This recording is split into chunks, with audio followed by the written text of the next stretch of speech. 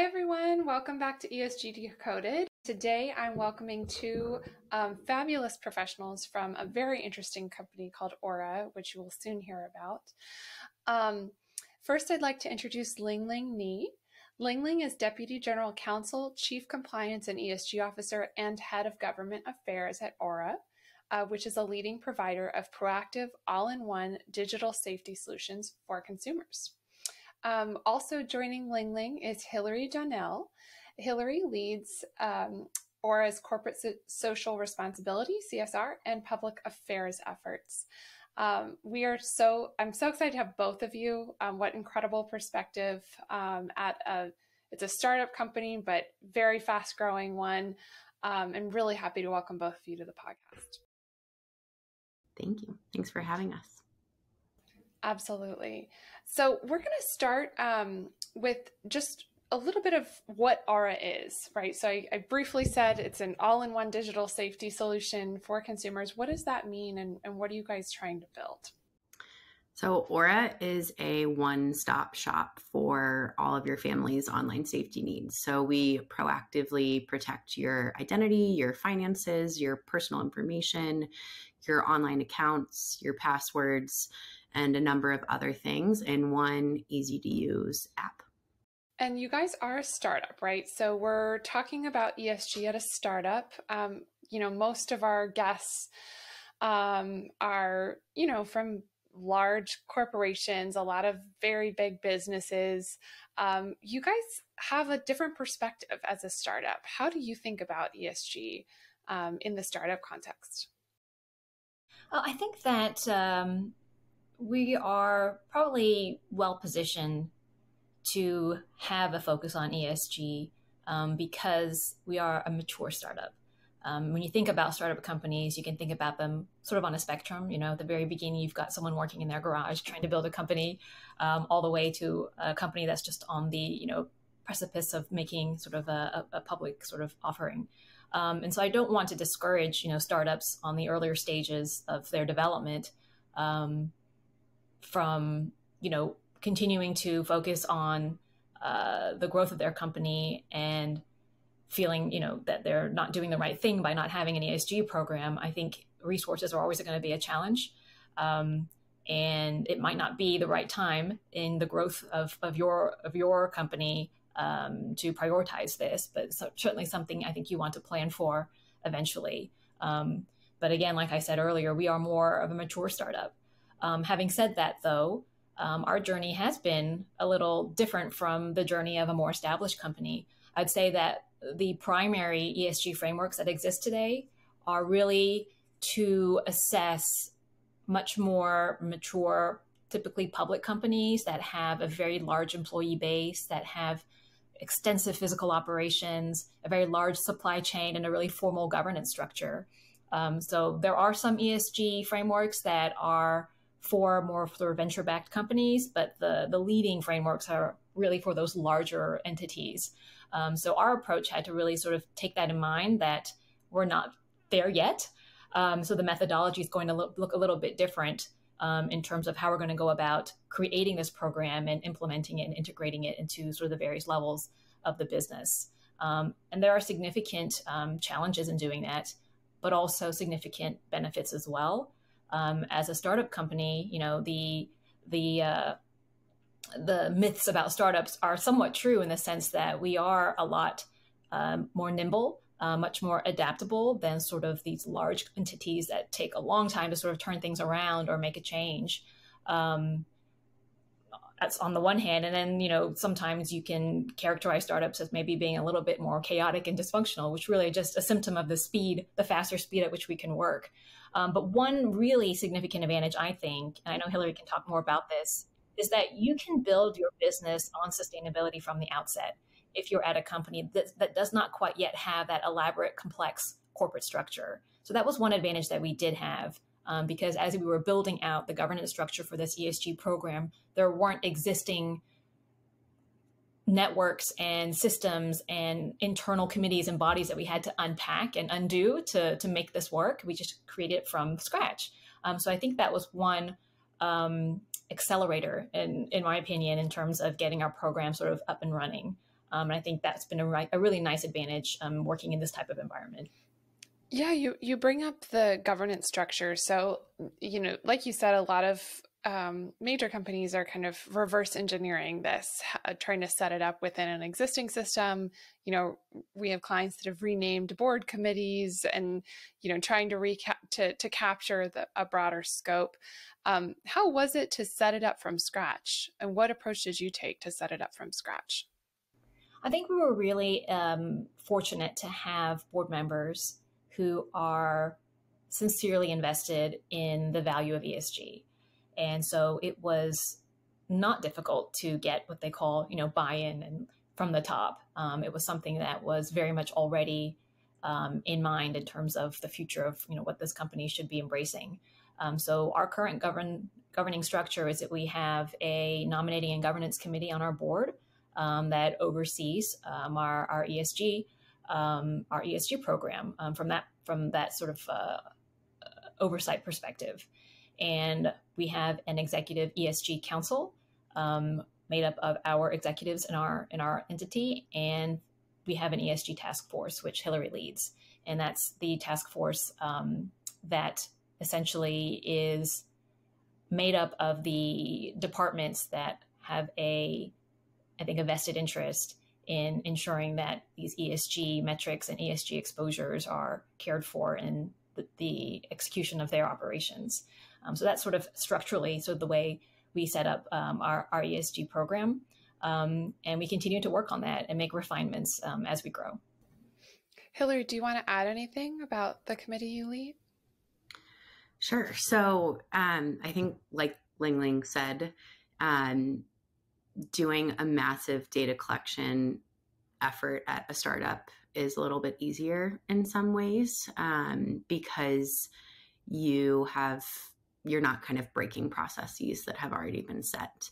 But I think at the same time, it was challenging because in some cases we were looking for data that we weren't sure how to find, and we weren't sure how to analyze it, or that we simply didn't have because, that part of our business didn't exist a year ago. So it was kind of helped by starting the process with chatting with kind of SLT members and their teams with Ling-Ling and setting expectations around what data we were going to need to collect this year, as well as what the kind of evolution of that data collection effort was going to look like in years to come, so that we were helping them kind of set up processes for a successful 2022 ESG reporting, 2023 ESG reporting process as well. And from there, it was really just working with individual team members and asking them to provide data, helping them figure out how to find it in some cases, and working with our partner ClimeCo on how we could kind of model data that we weren't going to be able to find because it either didn't exist or because we just weren't tracking it. Thanks for throwing that out. I kind of forgot at the beginning to add that we've been working with you for full disclosure. So I'm glad you brought it up, Hilary.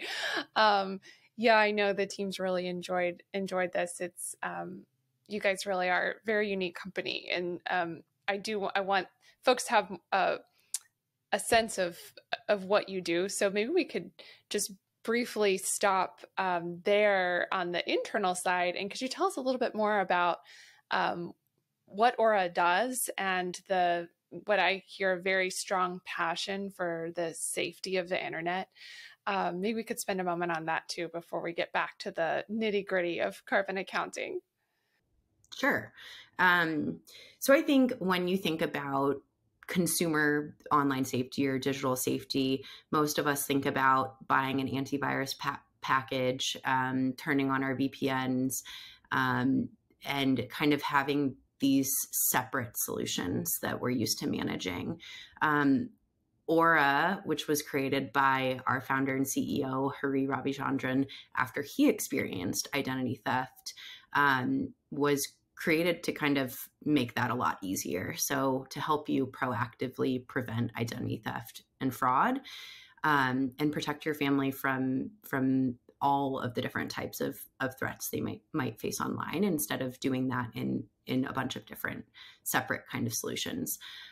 So Aura provides everything from antivirus software to credit monitoring and credit locking to court record monitoring to parental controls and VPN and scam and spam call and text blocking. And I think what is amazing about being a nimble and quick moving startup is that we are constantly adding to that list of features, so that as kind of the internet evolves and as family online safety needs evolve, we are set up to really easily kind of continue to innovate to solve those needs in one place that's easy to use and easy to understand and not intimidating. As a consumer, regular person with my own experience, it can be so overwhelming, and you're like, you're supposed to check this once a year, make sure no one's, change your credit. You're like, does that ever rise to the top of my priority list? Like, exactly. It's the last thing you want to be doing with your time. Yeah. So. I love the concept of having that is in a simple, consumer friendly way. I love that. Yeah. And if you don't want to if you don't want to be checking on your identity or on your credit, like many of us kind of want to ignore those things and only focus on them if there's an issue, Aura will alert you if something has happened. So in theory, you could kind of ignore the app entirely. And if something is happening that you need to pay attention to, it will get your attention and tell you to log in. So we like to say that it gives you the peace of mind and none of the burden of managing your online safety. Yeah, no, I love that. And it's not lost on me either that the concept of online privacy, data security, these are actually quite big E and ESG, actually, I guess mostly S and G issues for the big technology companies. So it's really cool approaching it from a consumer perspective as well.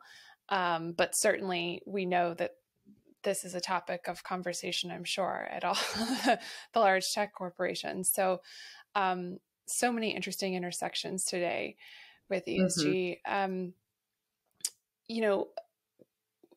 I think, just to switch gears back into your own journey internally at Aura, you guys recently announced or made an announcement about carbon neutrality. So could you tell us a little bit more about Aura's commitment and how you came about it? Well, I think that this company being a mission-driven company has a lot to do with the early adoption of wanting to become a carbon neutral, company. As I alluded to earlier, there was a lot of support at the highest levels of the organization to focus on ESG. I think there was a little bit of a sort of educational campaign we had to engage upon, because while we all understand the importance of being a good corporate citizen, the language of that wasn't necessarily understood throughout the organization in terms of what do ESG stand for, what are the frameworks, those were things that were not really, and understandably not sort of well known and not something people were entirely familiar with at that level. But we know that companies today are no longer valued solely for their financial performance, but their impact on society and their impact to the environment is something that is equally important now to not just investors, but also to consumers whose values are quickly changing across the demographics, and also to our corporate partners who may have their own ESG priorities and mandates as well. So I think that concept is not lost on most people at the company, especially at the higher levels. And so it was very clear that the manifestation of a commitment to a strong ESG program and being a good corporate citizen is taking very actionable steps, very public steps, to make sure all of our stakeholders hear very loud and clear that this is important to us. So I think that was the genesis of deciding to become carbon neutral and kind of going, on that journey. And so tell us a little bit about the commitment. And I know, you guys are very mission driven, and I think it is a natural, it's more natural for a very mission-driven company to take that step. I know there's so many, there's always, it seems, an educational piece. So it seems like that isn't different to me from some of the larger corporations. But thinking to the actual process, a lot of the folks that listen to ESG Decoded are, in your shoes at a different company trying to figure this journey out. Could you walk us through at a high level the process that you undertook to actually get to the point where you were ready to announce that commitment? I can take that one. So I think while Ling-Ling kind of spearheaded the beginning of the effort, I would say with the kind of creation of our ESG strategy and securing that board buy-in. And once, it was clear that, like she's mentioned, there was support from the top for us to kind of invest in some of these things. Investing in a carbon neutral commitment and achieving that promise was a natural next step. So it really went from, when the product first launched almost 2 years ago now, they hired me to run corporate social responsibility. So right from the very beginning, Aura was set up to be to create a positive impact. A year later, we were kind of creating our ESG process and our ESG structure. And pretty shortly after that, we were deciding to be carbon neutral. So it really was just a kind of natural extension. Thankfully, it wasn't difficult to get buy-in at the senior level. And we just kind of educated people, like Ling-Ling said, on the importance of ESG and how sustainability and kind of climate pledges fell into that promise. And from there, once we knew we wanted to go carbon neutral, it was really a matter of just kind of leveraging our network, which we are fortunate to have quite a large one because of some of the investors we have, and starting work with Climeco on what the process for kind of starting the carbon neutral effort was going to look like. And then for that process, just at a high level again, so we measure our footprint, right? And then what do you do? So I would say we started by a data collection effort to measure our current footprint, and then an understanding of where we were at and how we are going to need to offset that impact. So collecting information on our footprint and then purchasing offsets in order to achieve carbon neutrality, while along the way identifying areas where we could kind of create, reduce our emissions organically by simply, changing how we were doing our business. People can poke holes in anything, right? But a lot of people, when they throw darts at carbon neutrality, it's this, well, you're not really doing anything, you're just buying offsets, but that's not true, right? You have to look at it's that exercise that allows you to identify, okay, here are areas where we can reduce emissions, and here's our plan to do that, and here's how we supplement that with an offset, right? So I think it's important you brought that up about looking at where reductions can be made. So I think a lot of people don't realize that that's actually a really important part of this process. And that's where I think bringing in experts is extraordinarily valuable, because the data collection phase is necessary before you can even move forward into the offset process or the abatement process. You have to know what your starting point is, and that's not an easy task. I mean, data collection are two really simple words. You put them together, it makes sense, but it's extraordinarily hard to do it. And I know Hilary can speak, for hours about the challenges she encountered in having to take the steps necessary to get the baseline information. But that's where experts really help. And again, it was extremely helpful that the executive team was willing to make the investment so we could purchase the tools and the guidance and expertise to help us do this in a way that was organized and coordinated. Because as you're going through that first round of data collection, you're discovering outputs that you didn't even know were occurring. And you're going to also discover that there are some outputs that are just not possible to calculate. So having experts sort of guide you on the acceptable estimation and modeling that can be done in those areas where you don't have very accurate information available to you is a hurdle that is almost impossible to sort of get over if you don't have someone with that experience guiding you in that way. Thank you for that.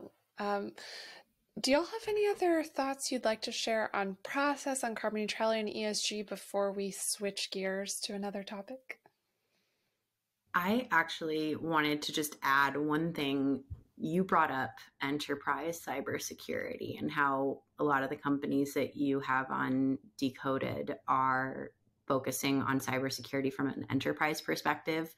Something that Ling-Ling and I talk about often is that, you know, consumer cybersecurity kind of is enterprise security, because something like 95 to 98% of enterprise data breaches are caused by individual employee error. So I think when we think about enterprise cybersecurity, it's important to keep the kind of individual consumer cybersecurity in mind, because in a lot of cases, if those individuals had, you know, not behaved a certain way, then those breaches wouldn't have happened. And so at least from our perspective, I think there needs to be an evolution in how we talk about enterprise cybersecurity, because it is, of course, you know, impactful in that it affects a lot of people, but it is still individual consumer cybersecurity or digital safety that's kind of leading to some of those challenges.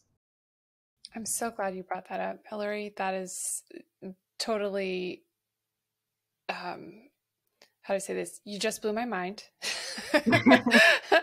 Very, very important. So I just wrote down enterprise cybersecurity is consumer cybersecurity. I mean, love it. That's so important, and certainly not something that you hear every single day. So we'll make sure that quote gets into the show description. It's a philosophy that needs to be more widely publicized. Think about how the workforce has changed post-pandemic and how many companies permanently are going to be adopting hybrid work. And so you have individuals sitting at home working within a network that's not a corporate network. You know, they're working with a home Wi-Fi, exchanging constantly every single day very confidential proprietary information.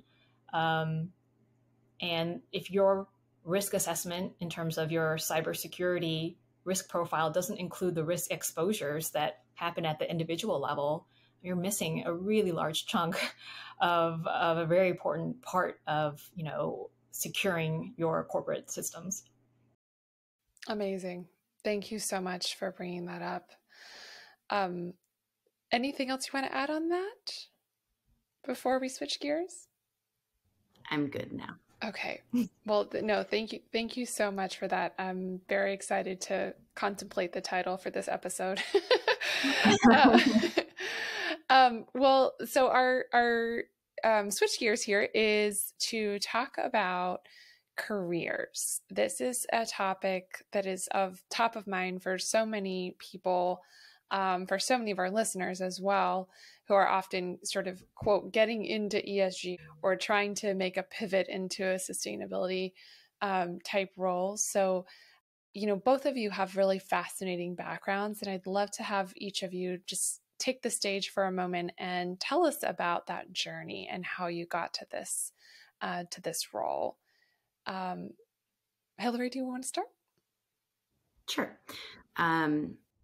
My experience in ESG really kind of started in the PR and communications world, doing cause partnerships and campaigns with big Fortune 500 companies. So that specifically included everything from sustainable sports partnerships to gender equality stunts to net zero initiatives to ESG reporting. But, you know, I think I come to this work with a specific kind of corporate rigor and this eye for how not only ESG is going to support and grow our business long term, but how it's going to affect our corporate reputation among key stakeholders, like the ones Ling-Ling was talking about earlier. So everything from consumers to investors to employees to local government officials. Yeah, and I have been a practicing attorney now for almost 18 years. Believe it or not, that's a lot. It's a very large number. I'm just kind of surprising myself right now. And a large part of my in-house career has been focused on corporate compliance. And in the corporate compliance sort of realm, we often refer to ESG as compliance 2.0, because there are just so many parallels in terms of the way you structure a compliance program and the way you structure an ESG program, specifically with sort of the methodology and the approach and their philosophy about those programs should not be standalone, but rather they should be really integrated into your business strategy and the operations of the way your organization functions. So I'm starting to see a lot of really seasoned compliance professionals moving into ESG as a natural evolution, I think, of their professional careers. And so I'm an example of that. But personally, I think what's really interesting to me is the shifting relationship between consumers and companies. From like an economic and psychological standpoint, I find sort of the forces, within that sort of changing landscape to be really interesting. So it's important for me to always sort of be in an area that I am actually interested in working in. So that's for that reason, ESG was really appealing to me. But I'm not, alone in being one of those compliance professionals that have kind of moved in this direction. And having a legal background, I'm looking at things from a risk standpoint. I'm looking at things from a regulator standpoint. I'm looking at enforcement agencies and sort of the overlap with ESG. A lot of people would be surprised to know that any sort of claims you're making about your company's sustainability efforts or climate efforts are claims that can be regulated by the FTC. And that's an area that I don't know most people are aware exists as a place that you need to care for. So those are some of the approaches, that I sort of take in having, designed the governance structure of this ESG program, and also sort of the educational, training that we kind of do for those at the company. Those are sort of the key points that I tend to focus on a little more. Did y'all kind of always know that you wanted to have a career in impact, or is it something that evolved during your journey? I knew pretty early on. Like I mentioned, one of the first things I ever worked on in my career was an all-female sailing team in the Volvo Ocean Race. And I had never really paid attention to anything kind of impact driven, but working on that campaign and kind of being exposed to the UN and sustainability goals and this kind of framework that the world created for creating a positive impact was really interesting to me. And I think specifically being in corporate reputation and PR, it felt like a way that I could kind of pursue a career while still doing something that I was passionate about and excited about and having a positive impact on the world. So for me, it was pretty apparent from the very beginning. How about you, Ling-Ling? I'm not sure I was conscious of my interest in ESG. I think it was a experience that I was just having in my career, especially with regard to S. I am a woman. I'm a minority woman in the legal world and in technology, and so I've had a different experience, in my career. And so some of the metrics with regard to the S and ESG are ones that I've just lived. And I think over time, I began to see that within the framework of ESG, and in that way was sort of drawn to ESG just from my own experiences. So things like, how do you attract and hire and retain diverse candidates is something that I have a personal interest in. But I just don't think it's something I understood in that framework. It was more just sort of an experience that I was having. And then later on, you realize, oh, this is something that many people are experiencing. And if there's a way for our company to recognize that, acknowledge it, and work to improve it, I would absolutely want to be part of that.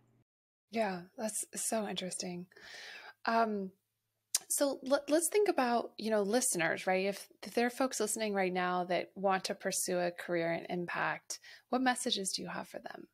If you're passionate about something, pursue what you're passionate about and do it with drive and with passion, and people are going to see that. And I think the rest will hopefully come.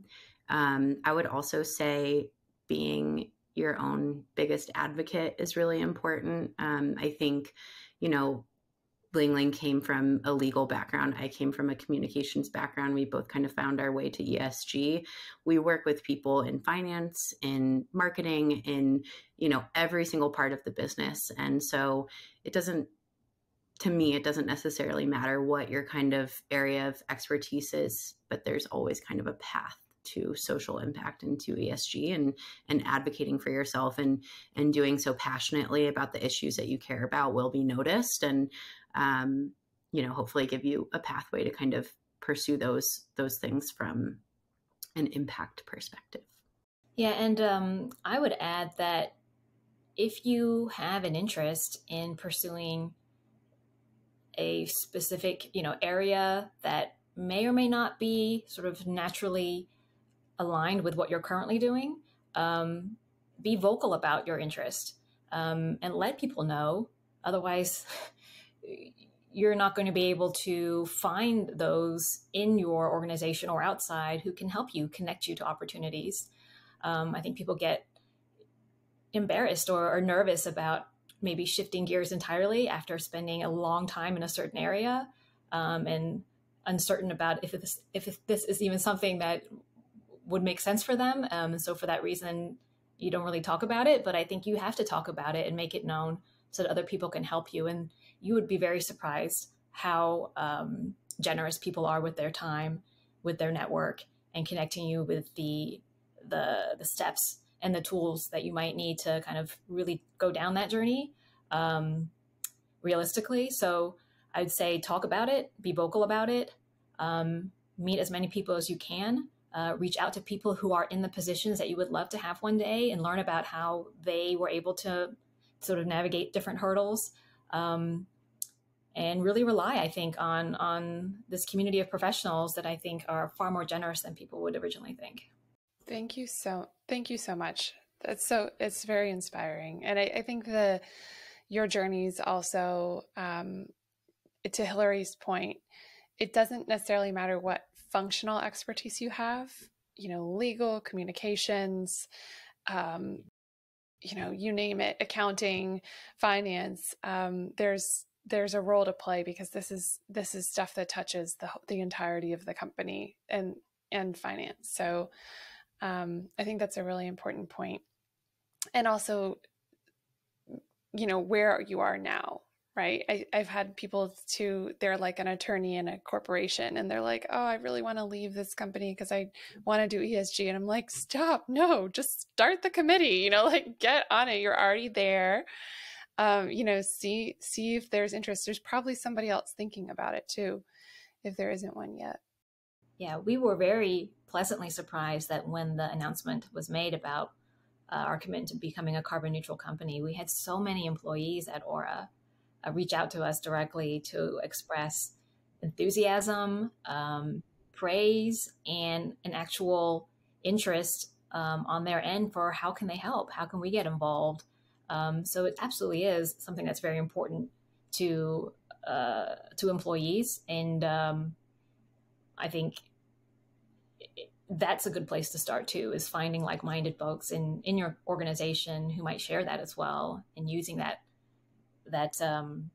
momentum, to help you make that leap of faith and try something that might be a little different from what you're doing now. Awesome.